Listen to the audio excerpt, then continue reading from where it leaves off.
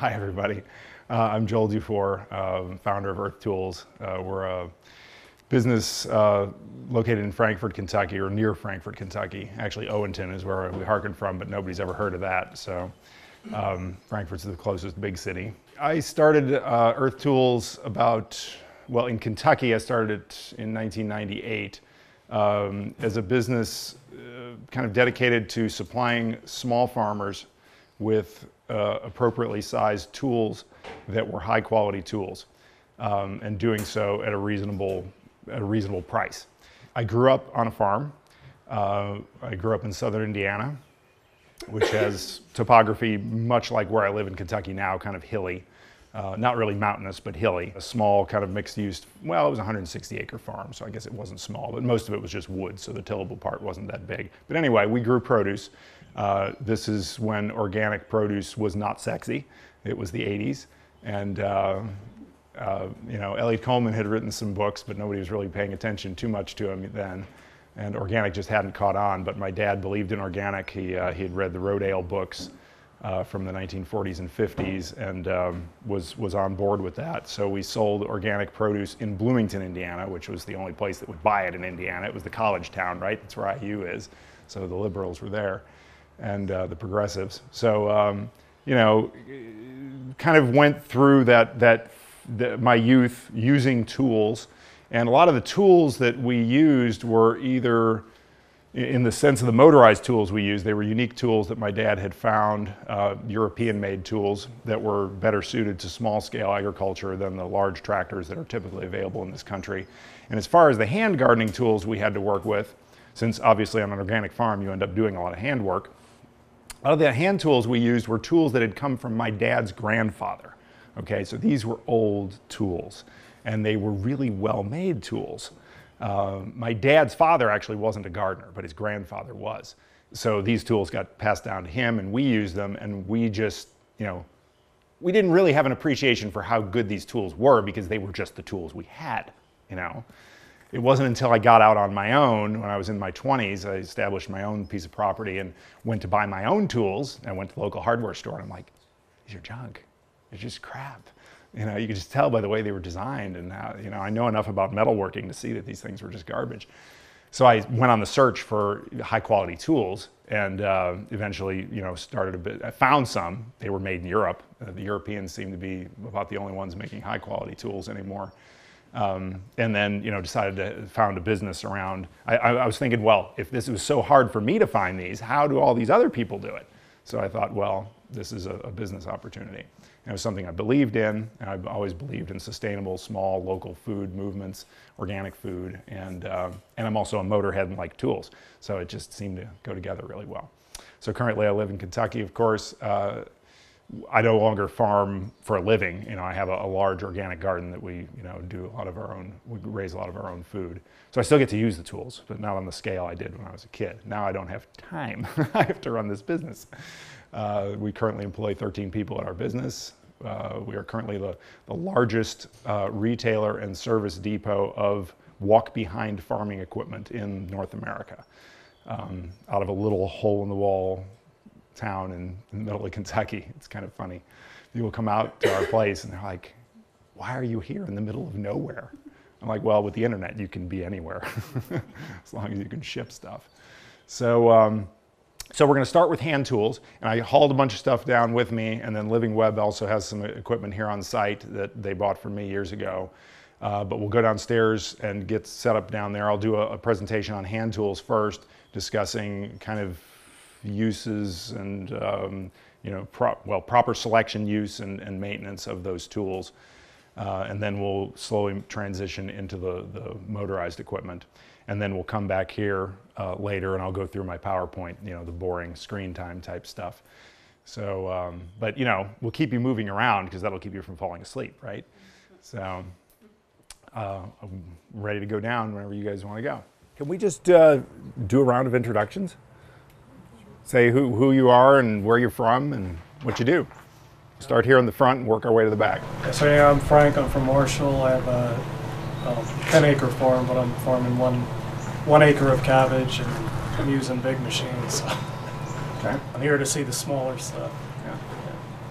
Good. My name is Rolando. I live in East Asheville, and I'm a laboratory manager. We do analytical testing for natural products, but I'm looking to get into farming for medicinal herb growing, and my idea is to definitely do intensive, small-scale farming. So. My name's Eli. I live at Earth Haven Eco Village and have been sort of apprenticing for the past few years out there, and I'm transitioning into working my own half-acre out there. I'm Andrea. I'm with the Organic Growers School program. I'm living in Nashville. I'm Amber, and I'm living in Arden. I'm a blueberry farmer from Michigan, and I'm looking to do my own smaller scale farm here in Nashville. I'm Kimberly. I'm here with my husband Aaron behind me, and we are up from Greenville, South Carolina, and just about to move on to a property where we'll probably be doing mixed organic produce and some small livestock. And you're Aaron. Hey Aaron. My name's Ed. I'm here with my husband KP. We live in Hendersonville. We have we have a pretty big garden. It's probably an acre of bottomland. But I'm a librarian. I work a 9 to 5, and I'm a hobby farmer. Yeah, same. You also a librarian? Yeah, no, I work in Asheville. I'm Ben. My wife and I run Goldfinch Gardens out in Silo, and we've been doing it since this is our 7th or 8th season. We have made the transition from smaller equipment, using a lot of the stuff from Joel, up to bigger equipment, but trying to find ways to fit the smaller equipment back in. So that's what we do. Mix vegetables and sheep. I hope I work on Ivy Creek Farm. Live there too. So we're here through the craft program. And where are you from?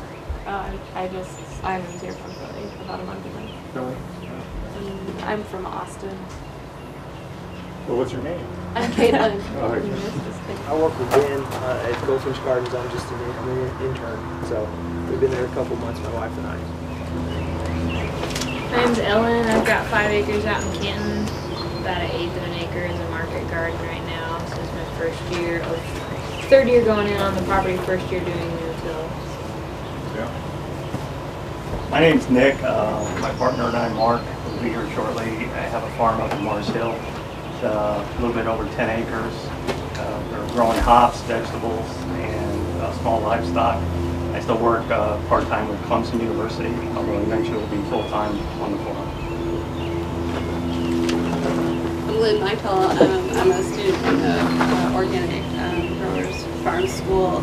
I'm also a full-time social worker in Asheville. I work for Green Opportunities, and then I have a small homestead in Brevard. Okay, good deal. People from all over. So, I guess in terms of the hand tools, I'll start talking a little about, let's see, there's so many different ways to start into this. I guess we'll just start at the beginning of the season. That's typically where a garden starts.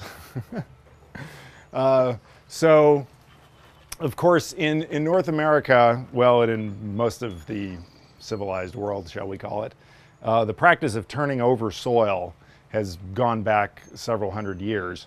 A lot of farmers will plow the ground first. They go out there with their moldboard plow, and of course this went back to, oxen-drawn plows and donkey-drawn plows and everything else. But the moldboard plow, of course, cuts into the soil and flips it over. And it's a decent way to mechanically work soil.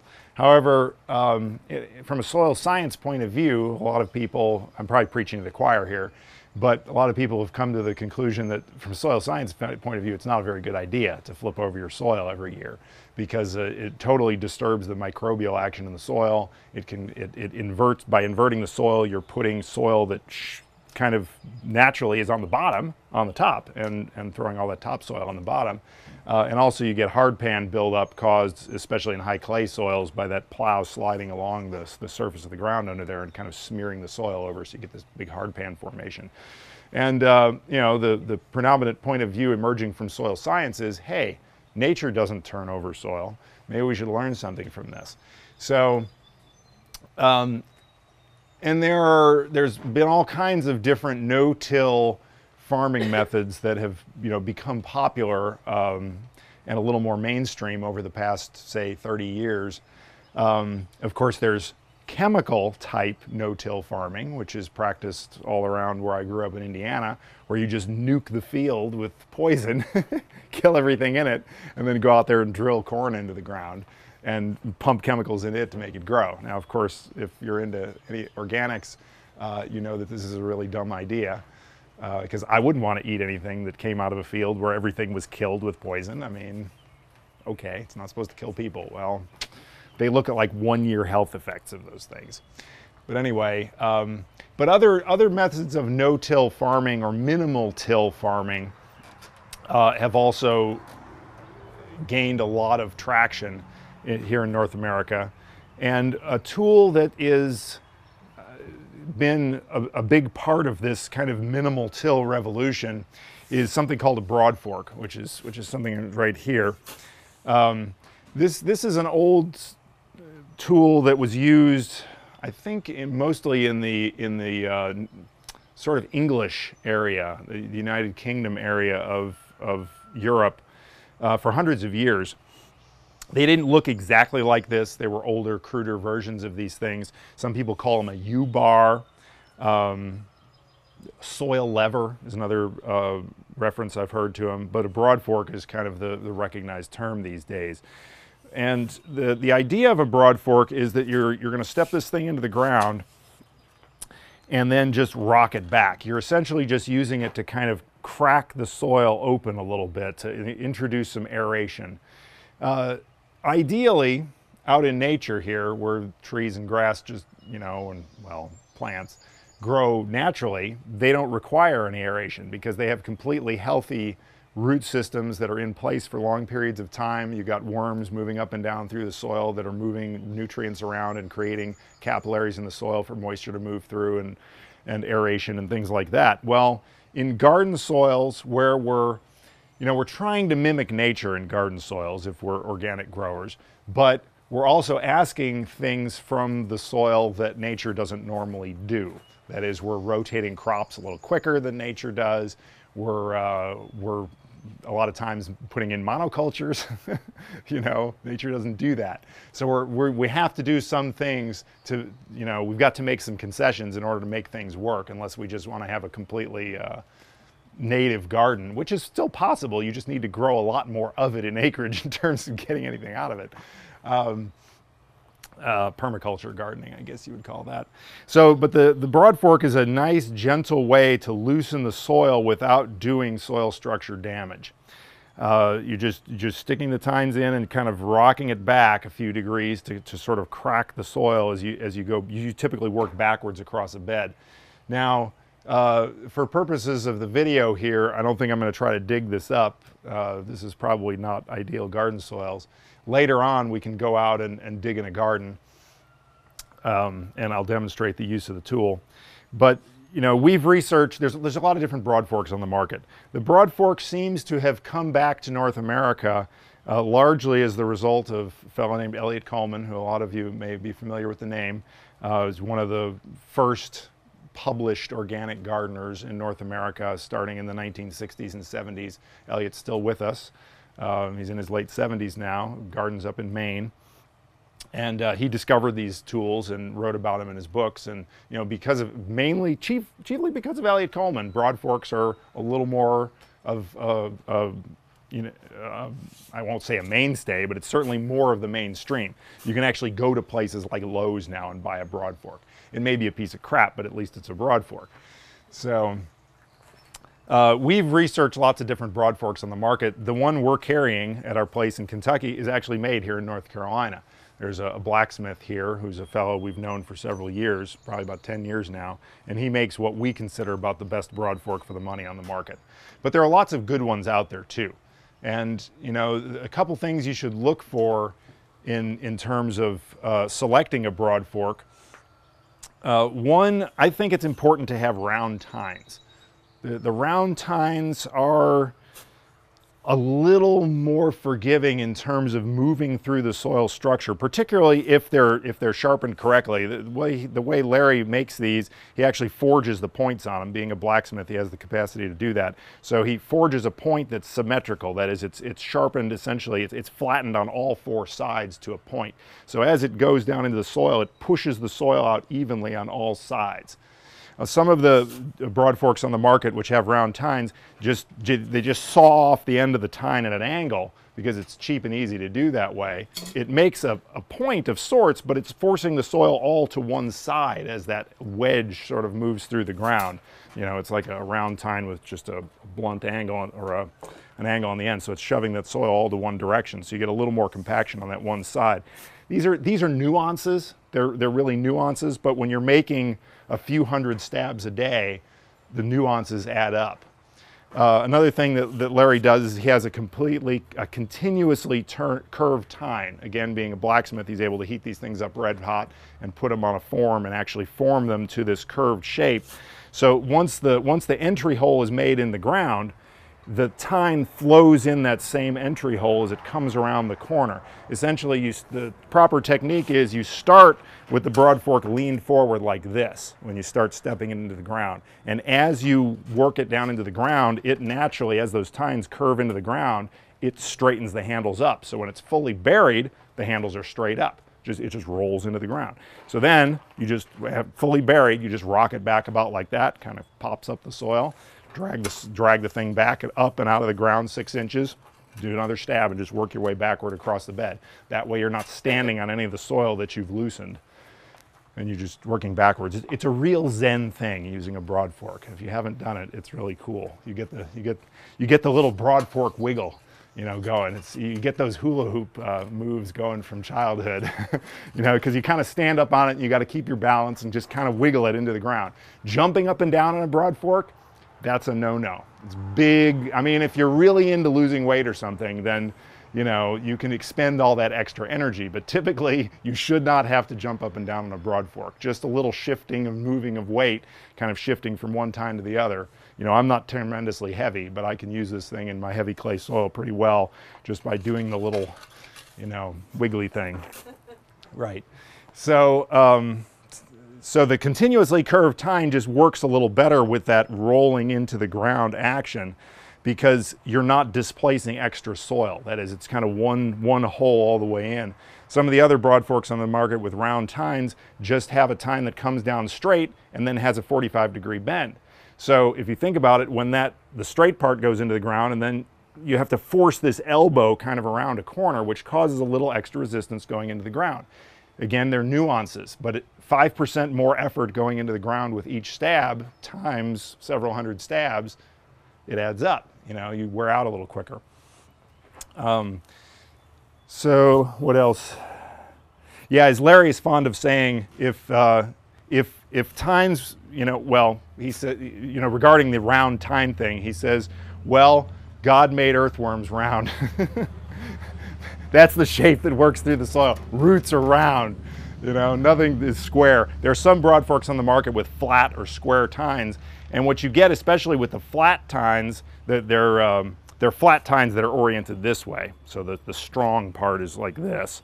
But what you get is a little more slicing of the soil than you get lifting. The round tine has a little more width to it, so it's more likely to kind of pick up the soil instead of just cut a bunch of slots through it. Also, the round tine is just less likely to damage an earthworm. You know, if you're just poking it into the ground, it may push the earthworm out of the way, but it's not going to slice it.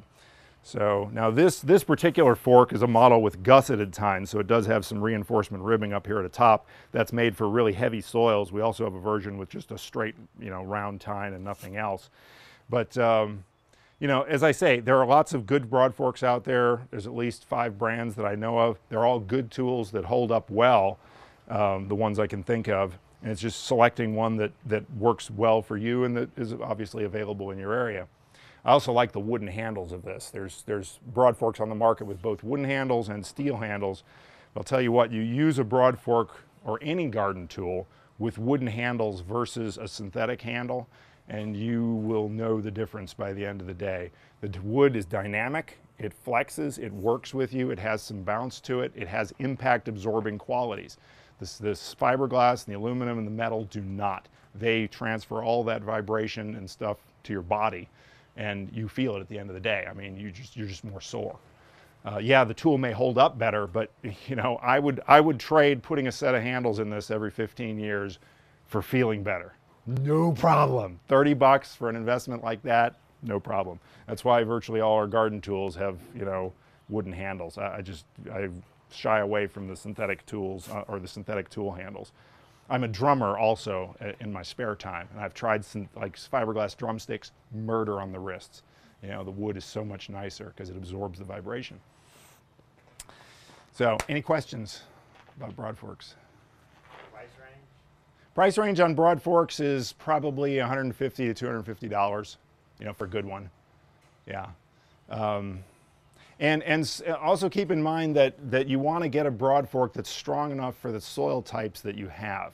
You know, if you're in heavier clay soils, you're going to want to select a fork that has the strength, and strength is usually in direct relation to the weight of the fork. You know, if you're looking at the specs of the tool online or in a catalog or something like this, and if it's heavier, it's probably going to be stronger.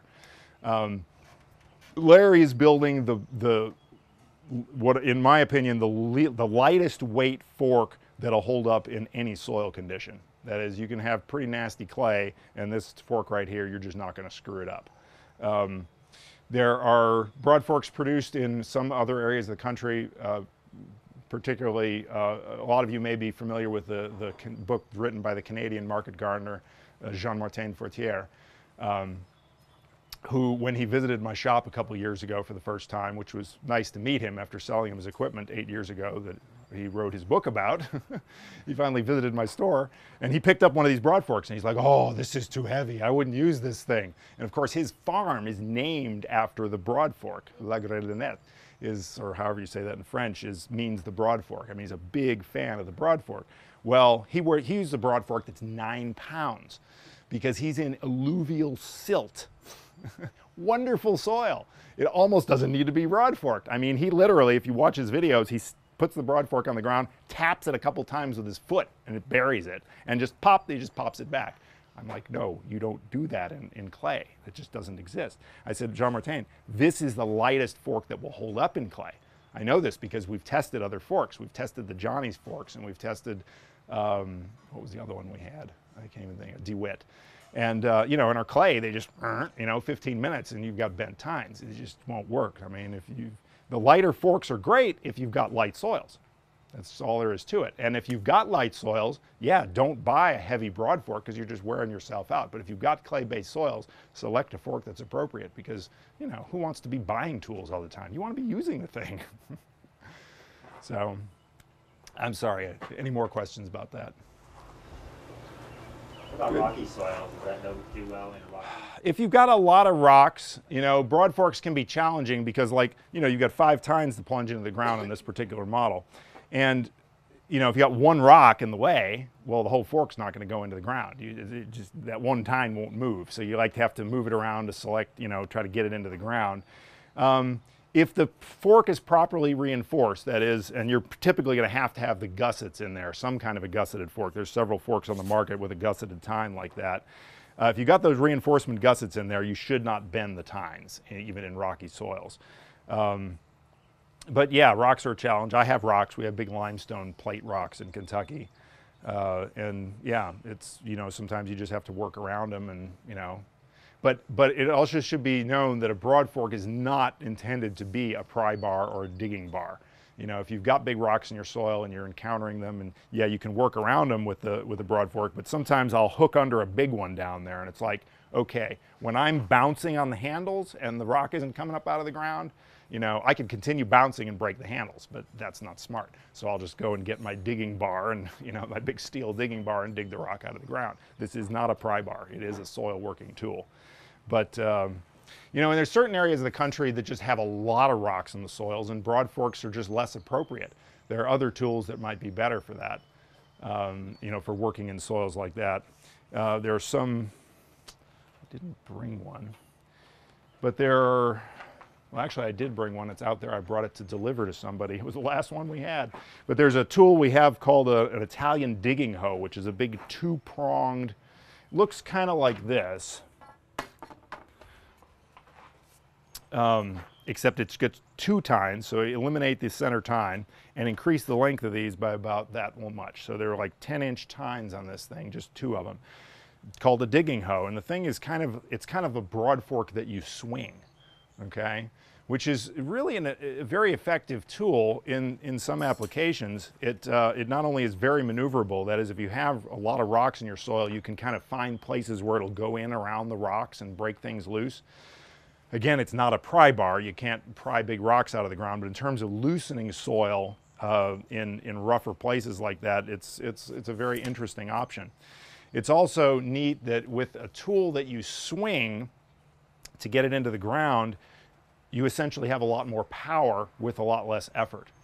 And you know, this pretty much goes with any of these chopping style hoes. Which I brought several of here, and we're going to get into probably next. This is kind of a good segue into it. But anytime you can swing a tool to penetrate it into the soil, you're using that momentum and inertia of the head instead of a lot of musculature to get the thing into the ground. And a great example of that is, has anybody here split firewood? Okay, I got a lot of hands. So if you just envision swinging a maul and breaking a piece of firewood open, think about how it would be if you wanted to split that piece of wood. So you took a wedge, like a steel wedge, stood it up on top of there, and jumped up and down on it. It's a difference between putting this in the ground and, you know, putting this in the ground. I can just twist my wrist like this, you know, I don't want to hit the ceiling here, and go whoomp and bury tines 10 inches in the ground with very little effort. So it's an interesting concept. Obviously, it's going to take me a lot longer to work an area if I've got 2 tines that are 6 inches apart versus this thing. So it's all kind of application sensitive. And broad forking is also something that is scale appropriate. You know, if you have 10 acres of organic farm, you're not going to want to be out there broad forking the whole thing. I mean, that's just insane. You could hire a team of people and buy 10 broad forks and go out there and get with it, but that's not terribly practical for a lot of small farms. So on a certain scale, it's probably necessary to just go mechanical. And probably the closest mechanical comparison to a broad fork would be a reciprocating spader, if anybody's heard of that term. It's a device. We'll get into it later when we start talking about the tractor equipment, but essentially it's kind of a mechanical spading machine. No, it's different than a chisel plow. Chisel plow is another interesting idea, though. I mean, that could be used. I mean, both tools sort of work the soil minimally and don't disturb the strata of the soil. So if you have a tractor that's large enough, a chisel plow is another thing that can be used. But again, that's on a different scale. If you've just got an acre of garden, you can broad fork it.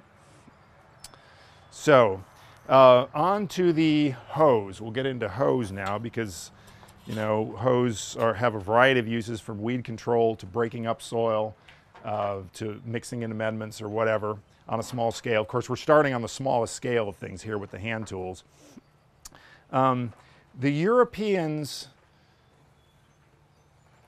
don't mind having a lot of different styles of hose, is what I've found. When I went to my hardware store back when I was a young adult and getting into buying my own tools, I went and I looked at hose. Well, what is there? There's one American style hoe, and everybody knows what an American hoe looks like. They're about that wide and they're about that tall, and it's got a handle that comes off at a 90-degree angle. And it's just, that's it, right? Now, these days, there's been some European designs that have kind of gotten into the American mainstream more often, so you can get scuffle hose and stirrup hose at places like Lowe's now. A lot of them aren't tremendously good quality, but at least these other styles are out there. So those are all based on European designs.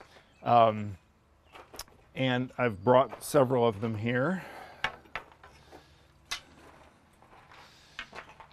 And you go to Europe, and like these, you know, the Germans and the Dutch and the Swiss, you don't find many of that standard American hoe design. You just don't see many. They may have one in the catalog, and it's like for the dumb American-minded people who are buying tools in Europe. But by and large, it's not a design that makes a whole lot of sense. The Dutch use a hoe like this a lot. This is I call it a half moon hoe. Some people call it a swan neck hoe because of its swan neck looking design here. Other people call it a draw hoe because you draw the hoe towards yourself to use it. But the idea of a tool like this, I mean, it looks somewhat like a standard American hoe, right? That is in the overall shape, except there's a lot less head here to deal with. And the reason they use less head is, why have extra weight if you don't need the weight? I mean, you're lugging this thing around all day and moving it. And if you don't need that extra shape of the head up here, you just need the cutting surface on the bottom is what you're after. So just minimize the weight. So the things that are different about this is, one, how that swan neck kind of pulls the cutting edge back closer to being in line with the handle. Okay, when the cutting edge is way down here, when the hoe head just bends down like this, it's a little harder to control it as you slide it forward. But the critical thing is really the angle. This angle that the blade is at in relation to the handle is not a 90-degree angle. It's more like about a 70-degree angle. Or, well, it depends on how you look at that, but yeah, that would be about right. But the idea is that I can lay this head flat on the ground and the angle of the handle is as such. It's not straight up. It's like this, so I can pull it. And this gravel is not going to yield much in the way of weeds. But we can, again, we can go do a demo outside later. But this is how this hoe is designed to be used. And this requires complete retraining for most Americans, because all the Americans want to hold a hoe like this. And you see what happened to my back, right? And what happens after that is I go to the chiropractor. So my back is straight. My back is straight. If I need to chop with this hoe, that is, I need to cut a weed that's, you know, more established, where I need to get some oomph on it, and just sliding along and slicing the weeds off below the surface is not going to get it, because now I've got this ragweed that I missed last time, and now it's 4 feet tall, and I need to cut that thing off. Well, I need a more aggressive cutting angle, so I'm just going to drop my hands like that. See, this is a 6-foot handle on this sucker. So you've got all this difference in how you can grip it. If you want to really choke up on it, would be right on top of your work, you can do this. I tend to like this, but if I want that really aggressive cutting angle, I can just grab it at the tip, and now I've got a real aggressive entry angle into the ground, and I've got that point. And you can gig a 1-inch poke off just like nothing. So, and those little edges actually have a practical value too, because they allow you to be more surgical with the tool. That is, you can slip that narrow little edge into a space between your weed and your plant, right? So if you've got your bean and you've got a weed 1/2 inch from it, you can sneak that little deal in there, that little point. The outer edge is not sharpened, so you put that up against the plant you want to save, and you just pull from that point and slice it right off. So now people look at that and they say, well, that little bit of metal is just not going to last. You know, there's no way I'm going to wear that out in a year, because there's no metal there. That's why those American hoes are so big, because they last longer. Well, guess what? It's not that simple, because just looking at the amount of steel that's there doesn't have anything to do with the hardness of the steel. This is made by a Dutch company, and they use all forged steel.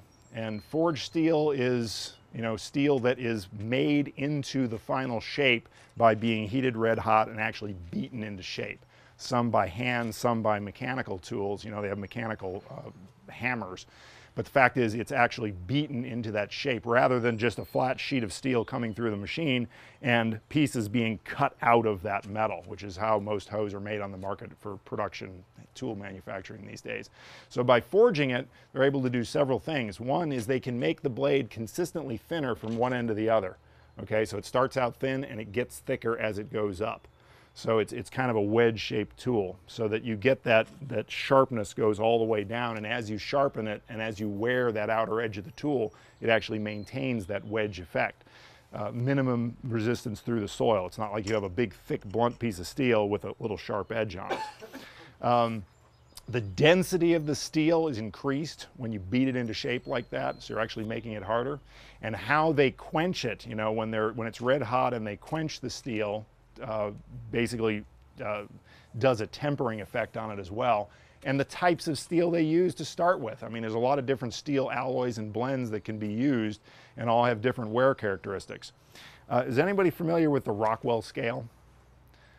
I've got at least one. Okay, I've got two. So the Rockwell scale is a scale that was established out of God knows how long ago as a scale for measuring the hardness of metal. Okay, so steel that would be in a typical hardware store tool probably lands in about a Rockwell 40, Rockwell 45, something like that. It's relatively malleable. That is, you can bend it and bend it back pretty easy.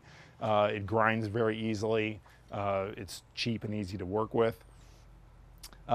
These guys forge their steel to about a Rockwell 60. And you'd think, okay, if it's Rockwell 40 at the hardware store and this is Rockwell 60, does that mean it's going to last 1.5 times as long?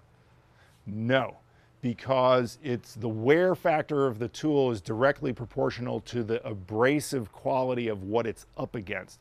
That is, if you measure the Rockwell of the soil abrasives and how they are going to wear against the tool, once you exceed the level of hardness, more or less, that's in the abrasives that you're up against, the wear on the tool essentially stops.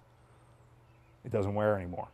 So it's not directly proportional in terms of the Rockwell numbers. You got to know what you're up against. And, you know, I've been in my Kentucky soils with, you know, a lot of heavy clay and limestone rocks, which are fairly abrasive. You know, I have one of these hoes that I've had since 1994, okay? And I've been gardening a 1/4 acre garden organically, so it gets used. It's not like it just sits there as an heirloom piece on the mantle. And I doubt that I have a millimeter of wear on that tool. I don't even sharpen it every year because it doesn't need to be sharpened every year. You know, every year I take it down, I linseed oil the handle and I check it, and I'm like, yeah, I can still cut myself. I'm not going to sharpen it this year. But when it feels a little dull, I'll go ahead and take the file to it.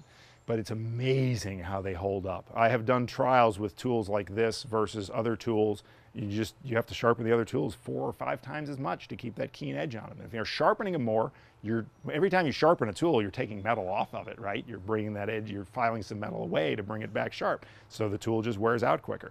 So it's amazing what the investment in a little extra steel quality does for the longevity of the tool. At this particular company, this is made by DeWitt. You have to have apprenticed for 7 years in order to be a blacksmith on their tool line.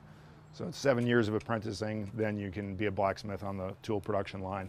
Interestingly, 7 is kind of their number right now at that company because they're a 7th generation tool forging company. So maybe when they're 8th generation, it'll have to be 8 years of apprenticing.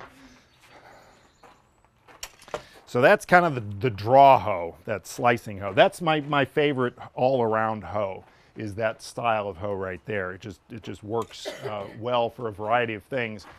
They do actually, I'll touch on that again, they do actually have a version of it that looks like an American hoe. That is, it's got the taller blade, same width, but it's a taller blade. Some gardeners just like to do more hilling.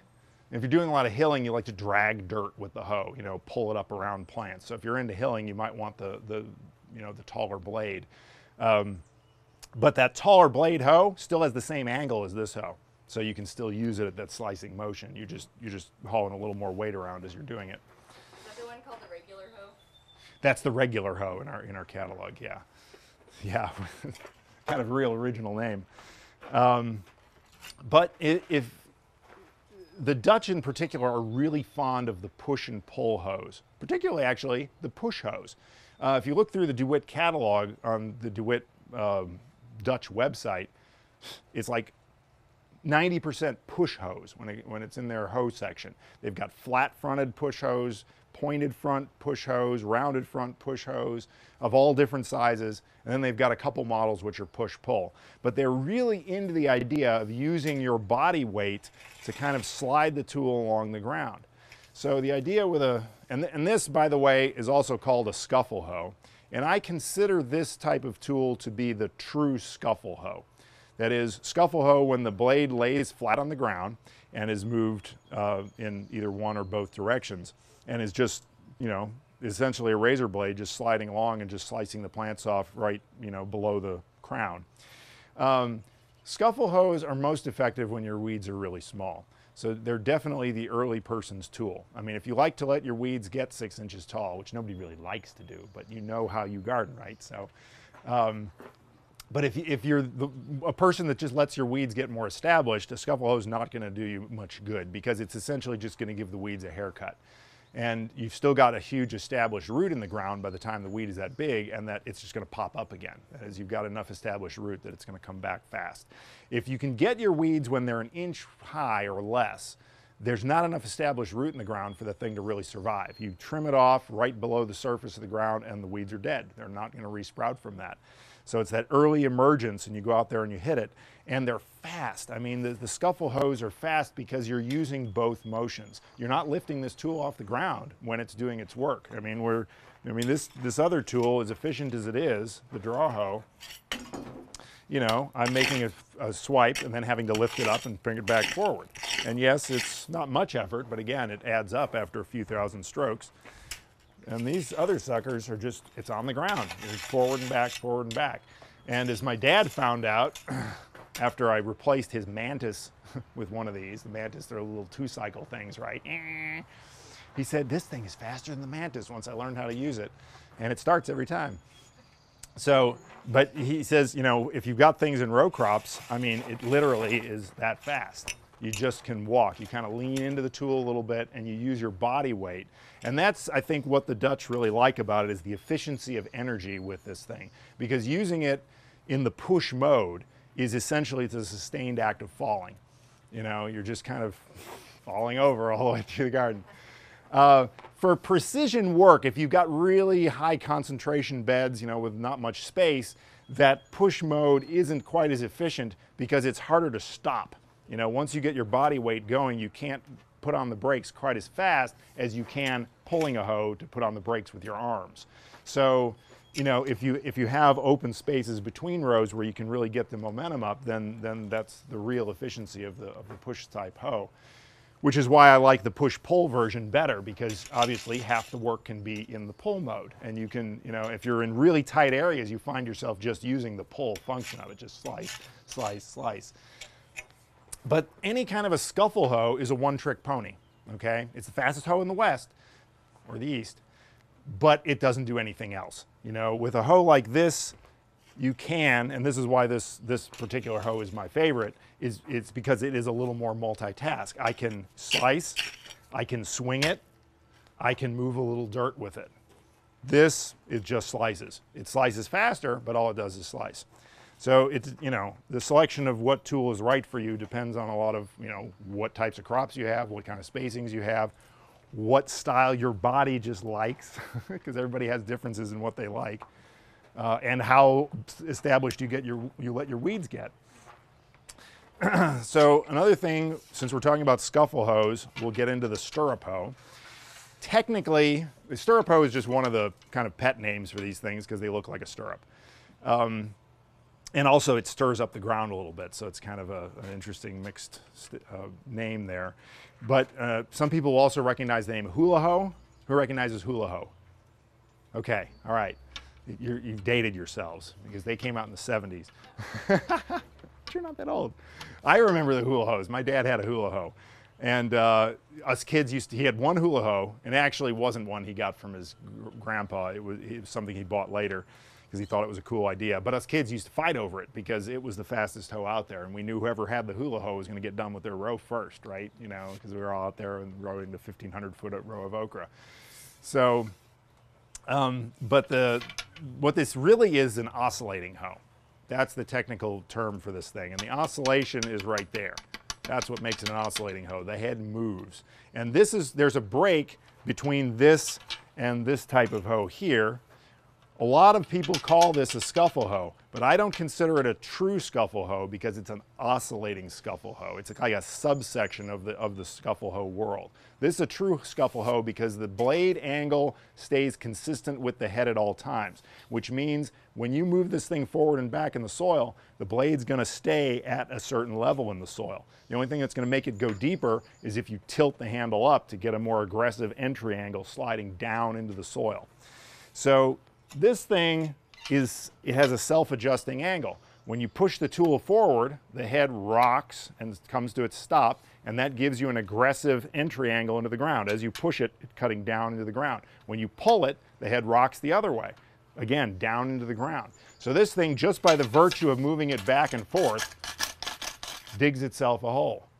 It's going to go an inch to, well, depending on your soil texture and how much pressure you're putting down on it. But even if you put no pressure at all down on it, the thing will go half an inch, inch deep in the soil. Which, if you let your weeds get a little taller, is good because you cut up more of the root that way and there's less of a chance that the weeds are going to come back. So, but it's also more effort. You're moving through more soil. You're busting up a little more soil, which means you're expending a little more effort. Also, you're stirring up soil and potentially bringing other weed seeds up to the surface. You're disturbing the soil more. So there's more of a chance of having other weeds sprout as a result of using these things. But they're still super fast and very efficient because you're using both mesh, the push and the pull. Most of these tools are manufactured. That is, they use a spring steel blade, which is extremely hard and has good wear characteristics. They're not forged tools. This is made in Switzerland. There's 2 or 3 brands made in Switzerland, and then there's some kind of Lowe's Chinese knockoffs as well. The good ones do have replaceable blades, so if you wear out the blade, you can rivet a new blade on there. What else? I was going to say something else. Oh yeah, so these are popular with some growers simply because the visibility of the edges. That is, when you get a scuffle hoe like this buried down in the soil, guess what? It's hard to see those little edges anymore. And sometimes you'll just be going like mad and you get a little too close to that lettuce plant. Time to harvest that lettuce.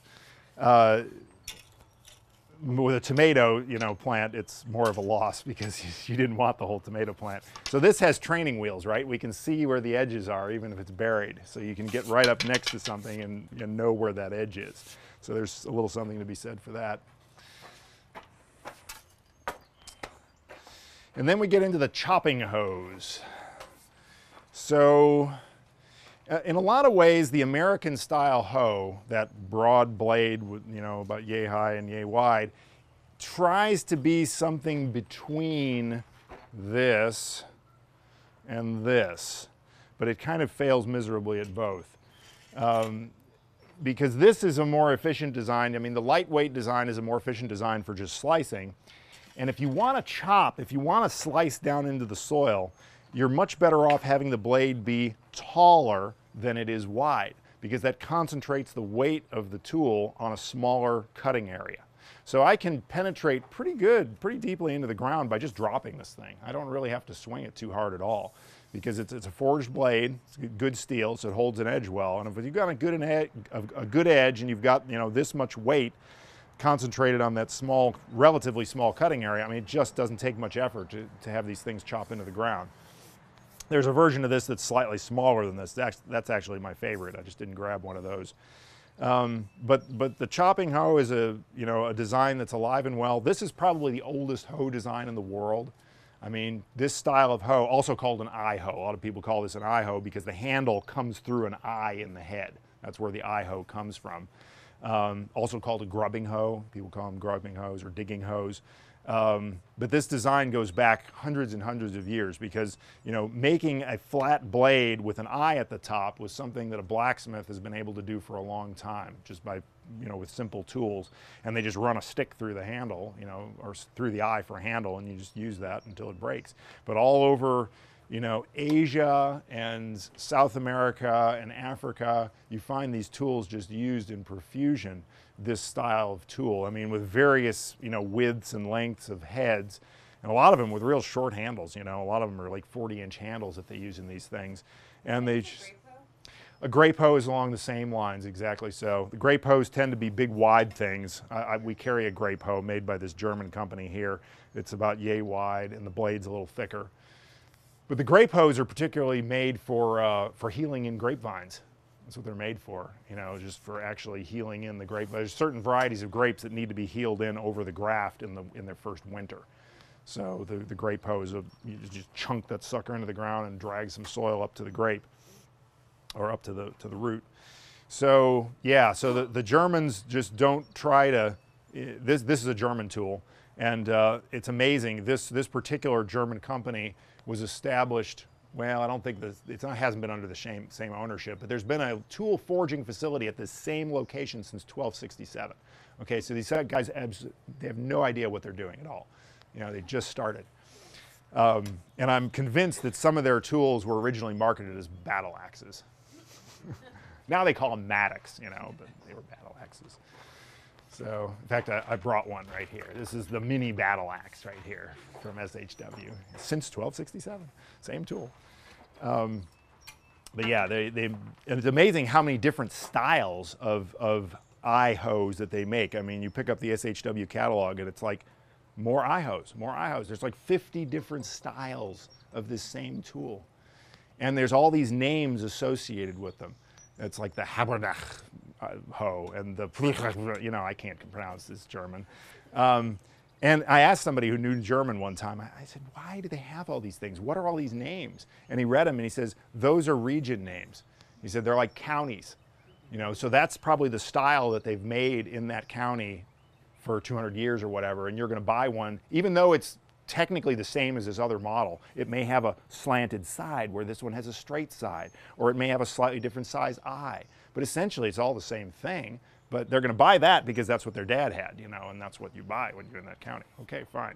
I picked 5, you know, and we brought those in. But and there's, you know, this style of tool is available from different vendors. There's some South American producers that are importing them into this country now, and they're all good quality tools. I mean, if you need to do more heavy chopping, I mean, when we have an area of our gardening where we've got permanent raised beds, we don't get any motorized equipment in there, so we'll just take a broad fork in there in the spring and break it up, and then we'll typically go back with either a chopping hoe or a tool like this, a tined tool, and break the bed up. It's real heavy clay soils. I mean, super heavy on this ridge top that we've got this one garden established at.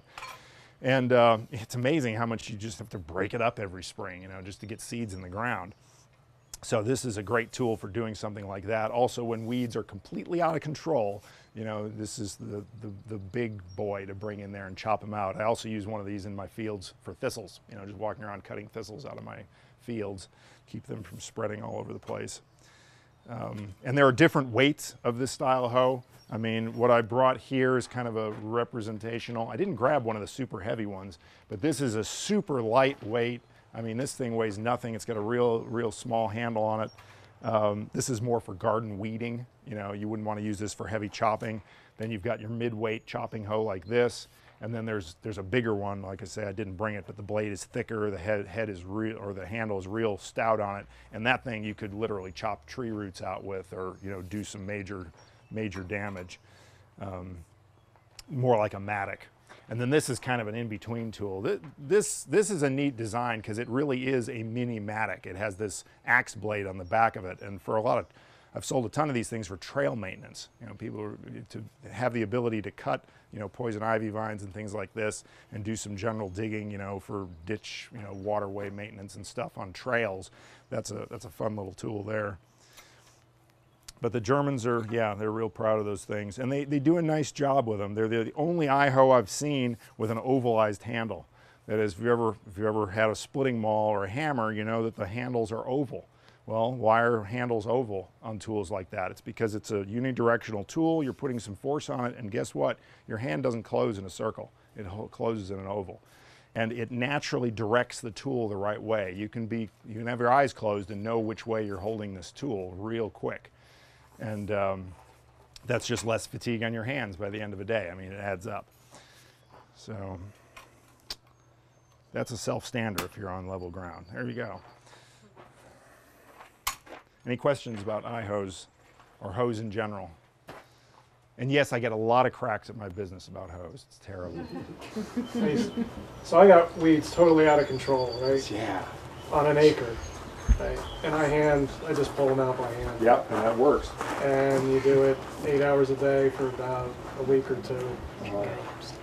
If you chop with that, do I have to pick the weeds up, or I mean, will the weeds stay dead, or are the seeds going to be blowing around the field? Well, if you've let them go to seed, you know, if the plant is, they're seeding. Yeah, if you've got seeds that will mature, you know, or are mature, and then yeah, they're going to continue to come back. I mean, I'm going after the tallest ones first so that it doesn't, you know, right, multiply. your propagation is minimized. And it worked. It's effective, but I mean, I was away for about 10 days and I came back and we must have had a ton of rain and a ton of wind. And there was like no weeds when I left. I mean, practically none. I came back and I got an acre of cabbage with that much weed. Yep. I mean, wow. Welcome to North Carolina, right? I want to see your power tool that'll weed that. Yeah, right. Well, in terms of doing precision weeding around plants, you know, no power tool will do that precisely. But yeah, I mean, it's, and it, you know, again, if the weed is established, you know, if it's depending on its level of how established it is, cutting various levels of the root are going to be more or less effective. I mean, if you slice it off like right below the surface, it's probably just going to come back. But of course, if it's late enough in its seed production, and if it's an annual weed, cutting it off just below the crown will kill it because the root won't have enough energy to sprout back. That is, if it's already put its energy towards seed production. It kind of depends on the variety. That little slider, the scuffle one, that just goes like... Yeah, that I wouldn't even fool with that when you've got big established. No, but I mean, if you hit them, like you said, when they're only like... So oh, it's just beautiful. Yeah, like yeah, right. I mean, you do that about every... And usually, you know, what's going to germinate in a given bed is, you know, is what's in that top ½ inch of soil. You know, deep weed seeds are not going to come up. So you're always going to have, once you cultivate that soil, you're going to have that flush of weeds that comes up initially. And if you can just trim that off with something like a scuffle hoe in the first week or so, and maybe you have to hit it one more time to get those kind of second generation weeds that'll come. Last year I just weeded one time each row, and the cabbage leaves get so huge. They'll cover the ground. Shade it. Yes. So you plant your rows very close to each other. So now I'm doing like 5 rows in a line. Yep. And it's good and it's bad. If they grow at a good rate, yes, it's good. But with that much rain, everything's growing fast. Right. Yeah. And that's the problem. Yeah. Yeah, and sometimes, you know, with all these fancy tools and, you know, great tools from around the world, there's sometimes no substitute for this. No, that and rain, you know what it is too? When it rains, I was out there in the rain suit, and they come out real easy. Yeah, exactly. You know, it's insane. Yes. I'm going to talk a little bit about tined tools. We talked about it with the broad fork, and I'm going to cover it again just in, you know, kind of general cultivation tools. You know, I showed off this thing earlier. This is kind of a unique tool in that it's like a chopping hoe, but it's not a chopping hoe. It's a tined chopper. And this is a round tine chopper, which is even gentler on the soil. But you know, it should be said that anytime you can do what you need to do in the soil in terms of working the soil with a tined tool rather than a bladed tool, it's better for the soil. Because number one, when a blade enters the soil, you know, if there's an earthworm there, guess what? You know, you've got 2 earthworms or you've got dead earthworm. So it's just not very forgiving to worms when you're digging things up. You know, you plunk that thing down into the ground. I mean, the chances of actually impaling a worm on one of these points is so remote. It's just, you know, can't conceive of it really. And the other thing is, with a tined tool, the broad fork included, you're suggesting where the soil should break. That is, you're putting the tines into the ground, and it's going to it's going to very forcefully, obviously, break the soil where that tine is. But between the tines, you're letting the soil break naturally. You're not slicing the soil in half. And that's important in terms of just the soil biology in general. That is, soil has natural capillaries that are formed through it by the roots, by the earthworms moving through the soil. And anytime you can let that soil break naturally, you know, instead of dividing it, slicing it with a knife, it's just a little better for overall soil structure. So in like doing your weeding, you know, if you just want to loosen the weeds up to get them out of there, like, you know, they're real easy to pull when you just had a rain. Well, if it dries up a little bit and you're trying to pull them out, then you get the thing where you pull it and it pops off, right? And if you just slice it with a chopping hoe like this, that root's still going to be in the ground. It may come back up. So if you want to get that root out of there, something like a tined tool, just to stick, you just plunk it in the ground. And of course, you're not trying to hit the stem necessarily. You're just trying to loosen up that ground around it so you can get the root out. And there's various styles of tine tools. I mean, I grabbed a couple, but there's a bunch of them. And, it's just more forgiving to the soil. It's gentler on the soil. It's less disturbing to the soil, and you're not going to do as much damage, for example, to the roots of the plant, the cabbage plant next to the weed, right? That's the other thing. The roots are so fine on the cabbage. They're like little hairs. Right. And you could get in there with a big chopping hoe and start wailing around. You're going to be damaging some of those root hairs of your plant. So the tine tools are just less damaging for that. My grandma gardened almost all of her gardening was done with a tool like this. She had a smaller version of this. It was like a little 4-tine. She did everything with it. She would get out there and rough up the ground in the spring, get the seeds in. She'd loosen up this ground and pull the weeds out, and she'd dig her potatoes with it. It was just kind of her tool for everything. It was great. And, again, selecting a good one, is important because there's a lot of cheap junk on the market that will bend the tines easily. But these are forged. I mean, this is made by the same German company, and there's other companies out there building good ones too. You just have to look for quality. It's wherever you get your tools, make sure it's forged if possible. Having a replaceable handle is also an important feature that I look for. All the tools that I've demonstrated so far have very easily replaceable handles. The Europeans in general are very fond of the socket. That is a round socket here at the base of the head, and then the handle inserts into that socket. So there's just a couple screws holding the handle in there. Basically, to install it, I have these handle and heads separately. We actually get them in disassembled, and you just pound the thing down in there to get that seated up in wedged into that taper good, and then run a couple screws into it, and done. So if the handle loosens up at some point in time, take the screws out, pound it down to get it a little further down so you can get some new screw holes going and stick it back in.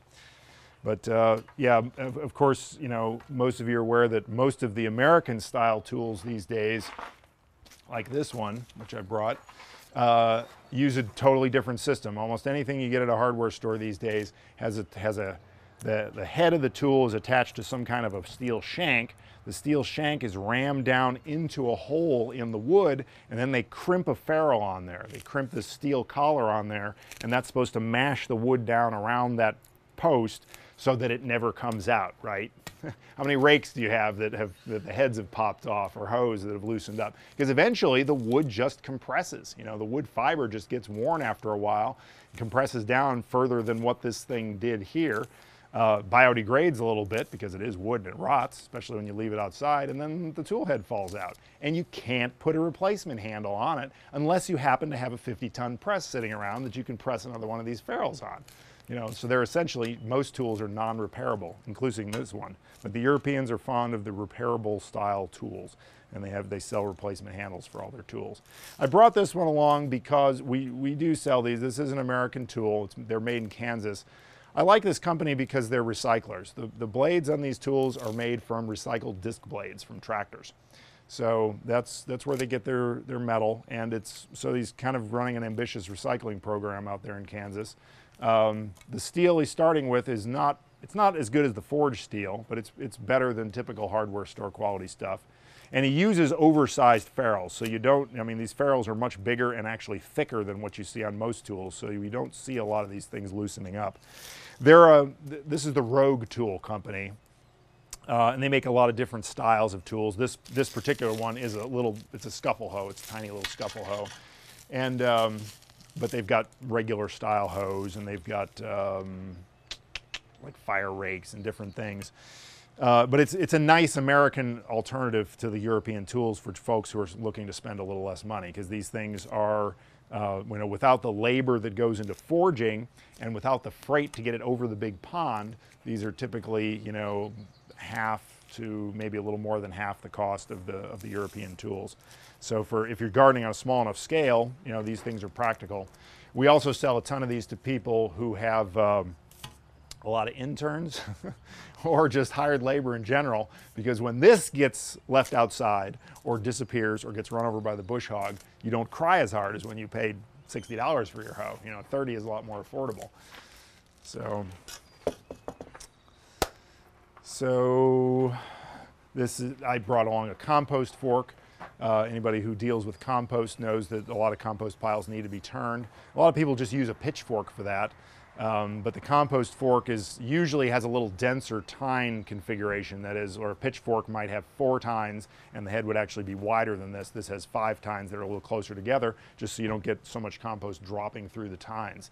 It also has a little bit of a bowl effect. If you look at that, there's the outer tines are more straight and the inner tines are curved like a cup, so it can actually just kind of cradle the material in there. It doesn't fall off it so much. Again, that's a German tool there. Digging forks are something that almost every gardener is going to use at one point or another if you're digging root crops. If you're on a small enough scale gardening, you can actually use a digging fork for a broad fork. You know, it's not as efficient because it's smaller, but if you're on a limited area, you know, just doing some little raised beds or whatever, it works just fine. The trick is finding a good digging fork, because there's so many digging forks that are just seem to be designed to make you buy another one, because they bend in 5 minutes if you're in clay. So we've kind of looked all over for the best digging forks. This is my personal favorite. This one's made in Switzerland. It's got this real interesting design between the head and the handle. It's built like an I-beam. You can see the way the steel is oriented there. You know, you've got the flat steel of the head, and they've got this steel oriented this way between the socket and that tool head. So that's just like an I-beam is designed. You would be trying to bend this steel, and it's impossible to do. You can't bend it in this configuration. So it also offsets the load just slightly. Your pivot point is a little ahead of where the fork is, and supposedly that actually increases your leverage somewhat. They had a drawing of how it was increasing the leverage, and I was like, okay, I can't remember that much in physics, but whatever. All I know is that it really works really well, and it holds up extremely well, because the interface between the tines and the socket of the tool, that is the handle of the tool, seems to be the weak point in a lot of forks. Of course, the tines themselves seem to be the weak points in a lot of really cheap forks. You just bend the tines. These are tempered steel tines, so they really hold up well, and this interface here is just incredibly tough. Again, 2 screws holding the handle into a socket, so it's replaceable. One thing you got to watch for on sockets, and this goes a lot with the English tools. I didn't bring any English tools with me. We don't carry many of the English tools. The English are big on having a nice socket here with the handle fitted into it, and that's nice and strong and all that. But a lot of the English tools you'll find are a solid socket, meaning this socket is just solid one end to the other, and if you get moisture in it, it can't get out, okay? And that can be a real problem, because dry rot is something that simply exists in the world. The wood gets a little wet and it may dry out, but then, you know, the little funguses get in there and start working on the wood. So you find a lot of English tools that are, you know, 10, 15, 20 years old. The head is perfectly serviceable. The head is a forged head that will last 1,000 years, but they're broken off right there, right above the socket, because of that dry rot that occurred on the wood down in the socket where it couldn't dry out properly, and the tool just snapped off right there where the wood was weak. So the other European countries have various ways of dealing with this. What the Swiss do is they put a water drain hole in the bottom. Of course, it's shaped like the Swiss cross, so you know where this tool came from. And they have to put some style in there. The other, you know, like this one here has an open bottom to the socket. Obviously that's not going to catch anything. Some of the other Dutch designs have, instead of an enclosed socket, they have like a strap that comes up on the front and a strap that comes up on the back, and then a bolt or rivet that goes through the handle front to back to bind it together. Because you don't need the strength of the socket going sideways, you need it front to back. So that's where you need your support. So that leaves the whole sides of the tool open, you know, for aeration and drying. I've got some Dutch tools with that open strap design that, you know, I've had for 20 years, and they still have the same handles in them. Of course, I don't leave them out in the rain either. You know, that is important. I brought one of these because this is an interesting shovel design that I looked at in the German tool catalog for many years, and I thought, why would I buy a shovel like that? It looks ridiculous. You know, America is full of these sort of digging shovels that you see everywhere, you know, at any hardware store, the typical American spade-shaped shovel. And I didn't realize what this was really all about until we got one and I used it, and I was like, man, these things are really cool. This is a scooping shovel. This is not a digging shovel. This is a round pointed or a pointed nose scooping shovel. It's wider than the traditional American round point digging shovel. It has these kind of curved up wings on the back to keep the material from sliding out the back. And it's got a curvature to the handle. So when I'm holding this thing at waist height, the head is flat on the ground. Any of those American digging shovels, to get the head flat on the ground, you'd have to be way down here. It's not ergonomically friendly at all. But this thing, for compost, mulch, gravel, sand, any loose dirt, any kind of loose material, if you're scooping it up off the ground and moving it, this thing is just awesome. I mean, I couldn't believe how well this works in wood chips. But that pointed blade just slides right in there. I've tried to move wood chips for years, because we use a lot of wood chips for mulch, with like a feed scoop, you know, like an aluminum feed shovel. But that flat end, it just hits that wood chips and all those fibers just kind of bunch up and it won't slide in. You got to kind of flip it a little bit to get it flipped up on there. Well, this thing just, with that round nose, it just slides right in there. They just move around the sides and it's smooth as anything. And you don't get a lot of sliding off the back with that little, you know, turned up edge. You know, not expensive tool. They're like 25 bucks. And this is a manufactured tool. This is something that's not designed for heavy digging. I mean, if you're going to go out here and dig a hole in the sod, this is not the tool for it. This is to move loose materials, and therefore it doesn't have to be forged. They can just stamp these things out of, you know, general steel, and it's plenty strong enough to last years and years and years. Again, replaceable handle. But it's definitely a tool that you don't find much of anything like this in America. You find in a lot of the European catalogs, though. I mean, this particular one's German. I found them in the Swiss catalogs. I found them in the Italian catalogs. And it's like, yeah, that makes sense. It actually makes sense. Questions? Which out of everything you're showing us, do you think would be best to dig out, like deep tap-rooted things like burdock and yellowdown? Actually, nothing I've showed you, because I didn't bring a spade. I just thought, everybody knows what a spade is. I'm not going to bring a spade. But, and a lot of people, you know, the kind of typical round pointed, you know, American digging shovel, a lot of people call that a spade. This term spade gets applied to that so many times it's ridiculous. And it's because it looks like the spade on the ace of spades. But that's not a spade. A spade is actually a flat bladed shovel with the hand, you know, it's got more of a square head. The traditional European spade is, you know, a square-headed tool, and the handle is typically right in line with the blade. That is, it doesn't have much curvature to it at all. And a spade is designed for vertical digging, you know, digging down into the ground and digging a hole. The Dutch have some very nice spades. The Germans have some very nice spades. The English have some very nice spades if you just are able to put up with their solid socket design. But I'd say a spade would be the best thing for it, you know, a good, strong spade. Because that's, and I've dug, I mean, we've built 2 houses on our property. We built them entirely by hand, no heavy equipment. We dug out the foundations with spades, and that is my preferred digging tool.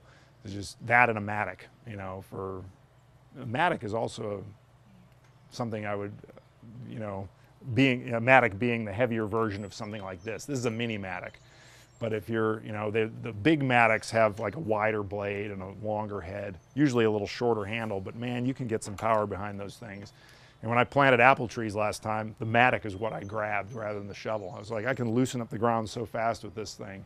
Again, it's that swing to penetrate the ground versus the energy of trying to thrust it into the ground with your weight. It's so much more efficient when you can swing the tool. Just chunk, chunk, chunk, and just kind of pop out the chunks. And yeah, I mean, but if you have to go, the thing with the mattock that's limiting is, you know, you're going to be able to get that 5-6 inches deep real fast and with little effort. But if you've got to get way deeper than that, you'd have to move all that soil out in order to swing down to the next level. So a spade might be more efficient in terms of just getting deeper faster. Yeah. And particularly for tap-rooted things, you might even consider what they call a transplant spade. The transplant spades tend to have longer, narrower blades, because it's not like you're after moving a big bunch of soil. You just want to get deep as fast as possible. So a transplant spade might have a blade that's 11, 12 inches long, but only be 4 or 5 inches wide. So you can really hone in on that thing. And I guess that's a decent segue into this little thing that I just threw in the truck at the last minute. This is a taproot getter. It's a forged steel tool by this German company. I noticed it in their catalog the last time I ordered, and I'm like, how come I never noticed that before? But, you know, people have said, how do I dig up these dandelions out of my yard or whatever? I'm like, why would you do that? They're great herbs. But some people want to do it anyway. But that is, yeah, it's, you know, specifically designed for getting a single taproot, you know, if you want to dig down in there. But it's got these nice big steps on it, so you can really shove it down into the ground and cut something, you know, 10 inches down. Got a little sharpened hook on the end there, so it'll kind of capture the root and slice it. So yeah. But, you know, if you're like my dad and don't always make good decisions about his gardening, you know, one year he bought burdock out of some seed catalog.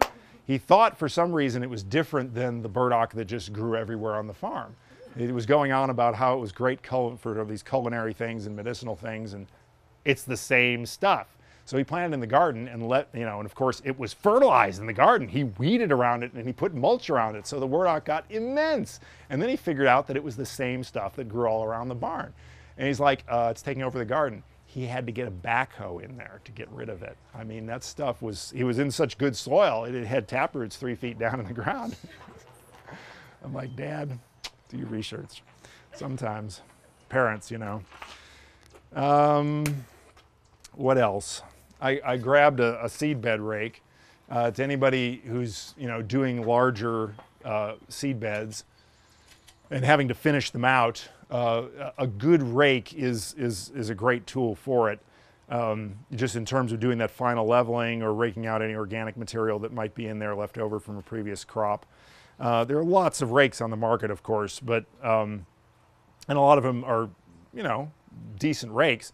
This one, what I like particularly about it is that it's adjustable in terms of its angle. That is, I can loosen up these two bolts right here, and this round tube rotates about 15 degrees in these little holders. So I can make these tines go like this, okay? So if you're trying to get the angle of those tines just so those tines lay flat on the ground, okay, so you're not actually digging in deeply when you drag it across the bed, but more like just combing, to comb those roots or whatever it is out of there. You can get that angle perfect for the height you are, you know, and what's ever comfortable for your body. This is also a rake that the Germans market as a hay rake. For raking hay out of a field if you're doing hay harvesting on a small scale. And again, getting that angle perfect is important because you don't want those tines digging into the ground as you're dragging it across the ground, you know, because it would just catch all the time. You want it to just slide across the surface of the ground without catching. So that's a cool little feature. It's also all aluminum, so it's completely weatherproof and weighs virtually nothing. I mean, this thing weighs like 1.5 pounds, so it's not fatiguing. The flat back also gives you a real nice final leveling on a seed bed surface. There are various, as I mentioned, you know, various rake styles and designs on the market. For anybody who's working with 30-inch beds, this one's nice because it is actually 30 inches wide. Yeah, Jean Martin uses this. He bought one of these when he was in my place, and he also uses the one that's produced and sold by Johnny's up in Maine, which theirs is a good tool too. I don't think it has the adjustable angle though. I think the one they're selling is actually Swiss made. And another cool trick that Johnny's has been pushing and a lot of market gardeners are using is the ability to use your seedbed rake as a row marker for any time you're doing seeding manually, not using, you know, larger seeding equipment. And you know, Johnny sells these little rubber things that you just stick on the tines every so often, and it's, you know, has a little rubber finger that sticks off the bottom, so you can just drag it back and mark your rows. Well, guess what? All those things is sections of gas line tubing. You know, you can go to any hardware store or auto parts store, buy yourself 12 inches of gas line for $1 and make your own of those things, or you can pay Johnny $5 a piece for them. But yeah, so I don't bother selling those tubing. I just have it on my website. Go get yourself some gas line. It works just fine. So yeah, but that's a cool little trick. And back to the Broad Forks briefly, you know, there's a lot of gardeners who are standardizing on the 30-inch bed systems that have been made popular by both Elliott Coleman and Jean Martin Fortier. Everything's based around a 30-inch bed system with them. And, you know, so you see some manufacturers that have come out with 30-inch broad forks. You know, okay, this seems to make sense. I got a 30-inch bed, I want to use a 30-inch broad fork. Well, guess what? I weigh what I weigh, 160 pounds. This is a 5x 17-inch wide fork, and it's all I can do to get that into my ground sometimes. If I had a 30-inch fork, there's no way. I'd have to get me and my wife on the thing to get it into the ground. I mean, if you got clay, there's only so many times you're going to push into the ground because of the resistance you have to deal with. Now, if you've got really great soil, yeah. You know, if you've got silty loam or sand or whatever, you can take a 30-inch broad fork with 10 tines on it and pluck that thing down in the ground. But again, it's finding the appropriate tool for your soil type, your conditions, and what you're doing. I mean, with a 17-inch fork, I just work like on a zigzag pattern back across the bed. Like a stab here, to stab 3 inches back on this side, and just kind of work back and forth. So it covers a 30-inch bed fine. I use a 30-inch bed system at my place. Well, I got one bed that's 40 inches wide actually, but yeah. So yeah, it's all about the appropriate nature of the tool. And to me, you know, there's always a balance in tools. When you're looking at any of these hand tools, there's a balance between quality, effectiveness, ergonomics, and, well, I guess dependability would go with the quality thing. But there's a mix in there someplace. And it's like I was talking about earlier with the broad fork handles. You know, yeah, you can buy a broad fork with steel handles, and it'll be, you know, those steel handles will be in there for 100 years. I mean, you're just not going to wear them out, but it's going to beat you up. So there is where I would make the distinction, okay, I'd rather spend a little more money on tool handles every 10, 15 years if I take care of them, and feel better at the end of the day. And it's the same thing on any of these other tools. I mean, you can find tools that are more durable, and they're either so heavy that nobody would pick them up and actually use them, or just, you know, way too clumsy, or the design of the tool may not be right in terms of the ergonomics or the angles or things like this. So, you know, these are wooden handle tools. The wooden handles are going to biodegrade eventually. You know, I'm going to have to put handles in some of these things. If I keep them in the dry, I should easily get 30 years out of a tool handle. It's not a problem. The fact that these are replaceable tool handles helps a lot, because I know I don't have to buy a complete new tool at the end of 30 years. I can just put a handle in it. So, but I'm willing to do a repair like that to have a lighter weight tool that's easier on your body. So that's always been important to me, because I found some tool manufacturers that make tools that are just built like brick outhouses, you know. But it's like nobody will pick it up, you know. I've found broad forks that are indestructible, you know, but they weigh 30 pounds. And I'm like, nobody will even carry it to the garden. Just forget it. It'll go in the ground once and never come out. So I brought some hand tools as well. Pretty much the same kind of thing. Here's a little hand version of the chopping hoe from the Germans. Same type of ovalized handle design. They've got a lot of different styles. You find a lot of these things. There's tons of these things available at you know, hardware stores and things like that. A lot of them are made in China. It's interesting though, when you pick up a lot of those Chinese tools and then you pick up something like this that had some engineering go into it, you're like, God, the balance is just so much better. I mean, it's just amazing how it makes it feel completely different. This is a cool little thing. It's basically a short-handled version of that Dutch half moon hoe.